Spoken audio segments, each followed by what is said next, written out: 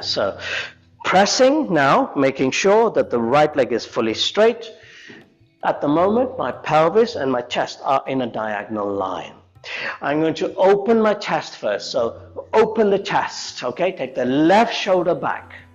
Left shoulder slightly backward, not even in line. Go a bit back, okay? And the further you go back, the more it'll help you to take a side bend. My right hand comes onto the floor. In front of my right knee, palm on the floor, okay? I walk my right hand. I use my left hand as leverage. I walk my right hand. I keep on walking the right hand towards the right heel and ankle. Then I bend the right elbow. Keep on opening the chest. Notice how the left shoulder wants to come to the front. Resist that temptation. As much as you can, those of you can, will catch the right big toe with the two-piece fingers. Open the chest once more, then lift the left hand off the floor. Lift the left hand or bring the left fingertips onto the left shoulder. So the elbow and shoulder are in line.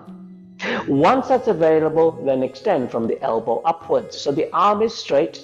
And then take that side bend and take the left hand and find towards or catch the toe if you can. If your elbow is on the floor, use that as leverage and open the chest to the ceiling.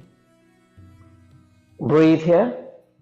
10, 9, 8, 7, 6, 5, 4, 3, 2, and 1.